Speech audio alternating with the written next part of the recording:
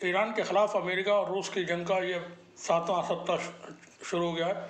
आज 37वां दिन है जंग का, और अब तक इस जंग में दोनों तरफ बहुत नुकसान हो रहे हैं। ईरान के ऊपर अमेरिका और इसराइल ने ताबड़तोड़ हमले किए। 30 से ज़्यादा यूनिवर्सिटीज़ को नुकसान पहुंचा गया। तेहरान के अंदर रिहायशी इलाकों पर ब्रिज हैं जिसमें, और स्पोर्ट्स स्टेडियम हैं, हॉस्पिटल्स हैं, बच्चों के स्कूल हैं, और आम लोगों के जो आबादियां हैं उनको टारगेट करके हमले किए गए हैं। ईरान ने भी इसराइल के ऊपर बहुत ही ज़ोरदार हमले किए हैं। 94 वेव उन्होंने अब तक लॉन्च किए हैं इसराइल के ख़िलाफ़। वहीं मिडिल ईस्ट के मुल्कों में भी, ख़ास तौर से यूएई में ईरान की तरफ से कार्रवाइयाँ जारी हैं। कुछ कार्रवाइयाँ सऊदी अरब, जॉर्डन, इराक में भी की गई। जंग अभी नहीं रुकने वाली है। ये जंग अभी कई सप्ताह और चलेगी, मुमकिन है और भी ज़्यादा लंबी चले। वजह यह है कि अमेरिका किस मुंह से वापस जाए। जंग से वो निकल करके अमेरिका में जा कर के किस मुंह से वापस जाएंगे ट्रंप, वो उनके लिए परेशानी है। लेकिन इस जंग के बहुत सारे पॉजिटिव पहलू भी हैं। एक तो यह कि ईरान की जो इकोनॉमी है वो मजबूत हुई है। ईरान का तेल अब पहले से महंगा और ज़्यादा बिक रहा है। तो जो रिपोर्ट्स हैं ईरान की तरफ से, उनके मुताबिक ईरान को प्रॉफिट हुआ है। वहीं शिया और सुन्नी का जो मामला थे वो पूरी तरह से ख़त्म हो गए, डाइल्यूट हो गए। और अब आप देखेंगे, चाहे वो अरब के मुल्क हो, मिडिल ईस्ट हो, वेस्ट एशिया हो, सेंट्रल एशिया हो, या हमारा जो इंडियन कॉन्टिनेंट है वहाँ के मुल्कों में, तमाम मुसलमान आपस में एक हो गए। और कलकत्ता से लेकर के कश्मीर तक हर जगह, भारत में, पाकिस्तान के अंदर, बांग्लादेश में आपको ये सूरत हाल मिलेगी जहाँ मुस्लिम्स प्रोटेस्ट कर रहे हैं इसराइल और अमेरिका के ख़िलाफ़। वहीं अमेरिका का यह दावा बिल्कुल झूठा है कि उन्होंने अपने पायलट्स को बरामद कर लिया है, उसको खोज लिया है और रेस्क्यू कर लिया है। कोई अभी रेस्क्यू नहीं हुआ है। और जो फाइटर प्लेन अमेरिका का ईरान ने मार गिराया था वो F-15 था, जिसमें 2 पायलट थे। एक पायलट ईरान के पास है और एक पायलट की तलाश बीती रात तक जारी थी। ईरान ने कोई वीडियो या उसकी तस्वीर नहीं दी है पब्लिक में। उसकी वजह है जिनेवा कन्वेंशन। अगर ईरान ऐसा करता है तो दुनिया में उसके ख़िलाफ़ ये होगा कि उन्होंने जिनेवा कन्वेंशन के ख़िलाफ़ काम किया है। ट्रंप के ऊपर ये पायलट पकड़े जाने के बाद और ज़्यादा प्रेशर है। अमेरिका के बहुत सारे जनरल्स ने जंग के ख़िलाफ़ ट्रंप को चेताया है। 20 से ज़्यादा सेना के अधिकारियों ने, बड़े अधिकारियों ने ट्रंप को कहा है कि ये आप सुसाइड करने जा रहे हैं अगर आगे ऑपरेशन करते हैं, जारी रखते हैं ईरान के साथ जंग को।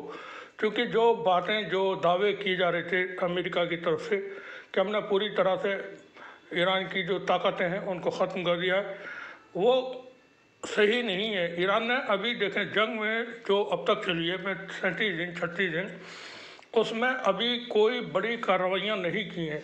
ईरान के पास जो वेपन्स हैं उनमें असली वाले वेपन्स इस्तेमाल नहीं हुए। ईरान के पास बहुत बड़ी क़ुव्वत है मिसाइल्स की, वो सबको मालूम है। साथ ही ईरान की अपनी एयर फोर्स जो है वो भी ठीक ठाक है। ईरान ने अभी एक भी प्लेन जो उन्होंने ख़ुद बनाए हैं उसका इस्तेमाल नहीं किया है। वो जंग के दौरान अभी तक एक मौके पर भी कहीं नहीं फ्लाई किए हैं। पूरी तरह से सुरक्षित अपने जो उनके बंकर्स हैं उसमें मौजूद हैं। और आगे फर्दर कोई कार्रवाइयाँ होती हैं तो उसमें आप उनको देखेंगे। ये 5th जनरेशन के रूस और चीन के मदद से बनाए गए फाइटर जेट्स हैं ईरान के। वहीं ईरान ने अभी तक देखें, जुल्फ़िकार और दूसरे जो ड्रोन्स हैं उनका कोई इस्तेमाल नहीं किया, सिर्फ शाहिद ड्रोन्स इस्तेमाल हो रहे हैं। और उसमें भी शाहिद का एक वेरिएंट 136, शाहिद के कई सारे वेरिएंट हैं वो अभी और बाकी हैं जिनका इस्तेमाल आइंदा आप देख सकते हैं।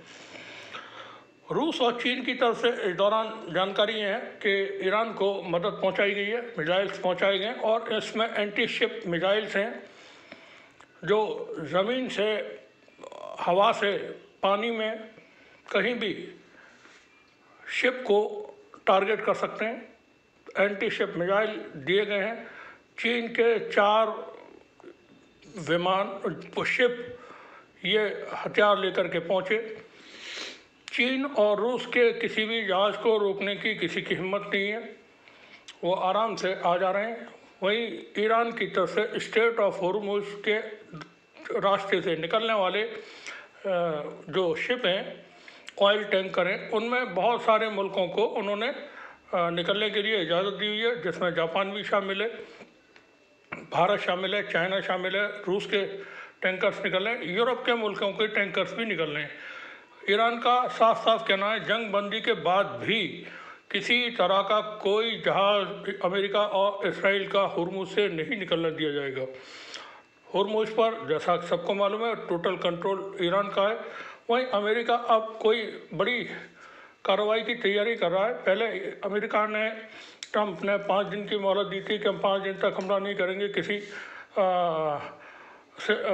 उनका जो स्ट्रक्चर है ईरान का, जो पब्लिक का स्ट्रक्चर है, बिजली घर वगैरह, फिर 10 दिन के लिए कहा। यह 10 दिन की म्याद कल 6 तारीख को ख़त्म हो जाएगी। 6 तारीख के बाद अमेरिका क्या करता है तो देखने वाली बात होगी। इससे पहले अमेरिका ने अपना जो जमा उड़ा है वो फिर से बढ़ा दिया है। यूरोप के मुल्कों से बहुत सारे फाइटर प्लेन मिडिल ईस्ट में पहुँचाए गए हैं। भारी वाले विमान है ये, अमेरिका से भी लाए गए और दुनिया में जो उनके और दूसरे अड्डे हैं वहाँ से भी इनको जमा किया गया है। वहीं कई ठिकानों पर अमेरिका की मैरीन फोर्स और एलिट जो डेल्टा फोर्स है वो प्रैक्टिस कर रही है। इस तरह की खबरें हैं, प्रैक्टिस हो रही हैं। शायद वो कोई ज़मीनी ऑपरेशन किसी जगह पर ईरान के अंदर किसी द्वीप पे करने की कोई तैयारी हो, कोशिश हो। ईरान पूरी तरह तैयार है। ईरान की कोशिश है कि अमेरिका आए, उनको आने दिया जाए और आने के बाद फिर उनको न निकलने दिया जाए। ईरान की तरफ से चेतावनी है कि जो भी आएगा मारा जाएगा, कोई एक भी इंसान जिंदा न जाए। इस बात का ऐलान ईरान के जो आर्मी चीफ हैं या डिफेंस चीफ हैं उन्होंने किया हुआ है कि एक भी सैनिक को हम जिंदा वापस नहीं जाने देंगे। पाकिस्तान के ऊपर बहुत प्रेशर है। जंगबंदी को का जो पीस टॉक्स चल रही हैं उनको लेकर के अमेरिका की तरफ से पाकिस्तान के ज़रिए ये पैगाम भेजा गया कि 48 घंटे के लिए ईरान जंगबंदी कर ले, सीज फायर करे। ईरान ने उसको पूरी को रद्द कर दिया कि कोई सीज फायर नहीं होगा। ईरान की तरफ से कहना है जो हमलावर मुल्क हैं वो जंगबंदी करना चाहते हैं जंगबंदी करें और लड़ना चाहते हैं तो लड़ते रहें, हम सीज फायर तो कम से कम नहीं करेंगे। जब भी होगी मुकम्मल जंगबंदी होगी, साथ ही इसकी गारंटी होगी, गारंटी लेना पड़ेगी किसी को भी, चाहे वो यूएन ले। यूएन की कोई कुव्वत बची नहीं है। तो चीन और रूस को इसमें माना जा रहा है। चीन की तरफ से भी जो खबरें हैं हमने पब्लिश भी की है, वो खबरें DW जर्मन के मीडिया से खबर थी तो हमने पब्लिश भी की है। www.tcjung.com पर आप उसको पढ़ सकते हैं। ये हमारा हिंदी का पोर्टल है, हिंदी, उर्दू, इंग्लिश तीनों की खबरें आपको यहाँ मिल जाती हैं और लेटेस्ट खबरें होती हैं। चीन की तरफ से अपनी कोशिशें बहुत तेज़ कर दी गई हैं जंगबंदी को लेकर के। पाकिस्तान के साथ वो मुस्तकिल कॉन्टैक्ट में, पाकिस्तान के डिप्टी प्राइम मिनिस्टर और फॉरेन मिनिस्टर इसहाक डार चीन गए थे हाल ही में। उसके बाद फिर उनके टेलीफोन राब्ते बाकायदा कायम है। आसिम मुनीर सभी मुल्कों से, सऊदी अरब के साथ ख़ास तौर से कॉन्टैक्ट में, तुर्की के साथ कॉन्टैक्ट में, जॉर्डन और इजिप्ट के साथ कॉन्टैक्ट में, और वहीं ईरान की टॉप लीडरशिप के साथ वो अपना राब्ता बनाए हुए हैं। रूस ने भी कहा है जंगबंदी कराने के लिए और तुर्की और रूस की बात हुई है कि और दोनों ने एक साझा बयान जारी किया और कहा कि हम ये जंगबंदी कराना चाहते हैं। कुछ टेक्निकल चीज़ें हैं। देखें, अमेरिका ने जैसा दावा किया कि उन्होंने अपने पायलट्स को बचा लिया है तो वो नहीं बचाए गए। अमेरिका के अब तक 25 से ज़्यादा फाइटर प्लेन इस जंग में गिराए जा चुके हैं ईरान के ज़रिए।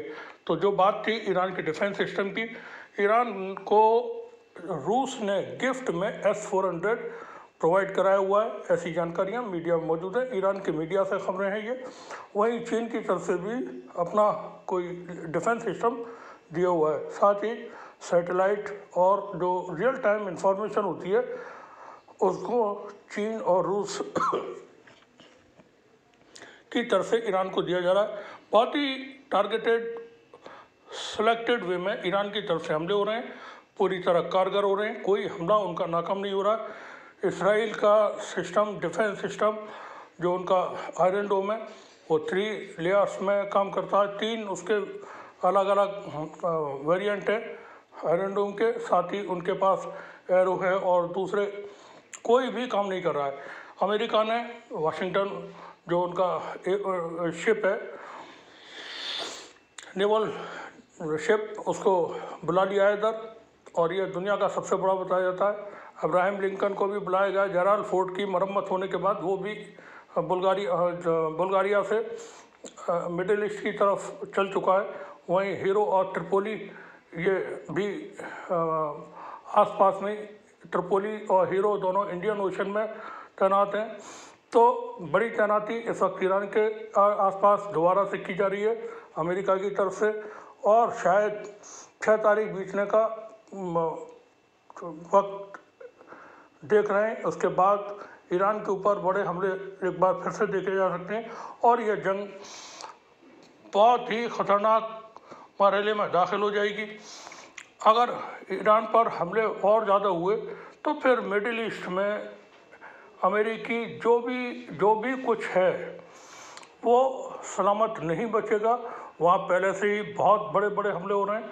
सऊदी अरब की एम्बेसी पे हमला हुआ था, सऊदी अरब के अंदर, सऊदी अरब एम्बेसी पे, अमेरिकन एम्बेसी पे। ईरान ने उसको मना कर दिया, ये हमला हमने नहीं किया। फॉल्स फ्लैग ऑपरेशन खुद अमेरिका और इसराइल की तरफ से हो रहे हैं। IRGC के कमांडर उन्होंने पूरी तफसील बताई है किस तरह से अमेरिका के F-15 को मारा गया, फिर A-10 को मारा गया। A-10 बहुत ही लेटेस्ट और बहुत हाई स्पीड से उड़ने वाला जहाज़ है और ये 1 सेकंड में बताया जाता है 4000 फायर कर सकता है, इतनी इसकी कैपेसिटी है। तो उसको भी जब वो रेस्क्यू करने के लिए आया था तो उसको ही मार लिया, और ब्लैक हॉक हेलीकॉप्टर जो आया था अमेरिका का उसको ही मार लिया ईरान ने।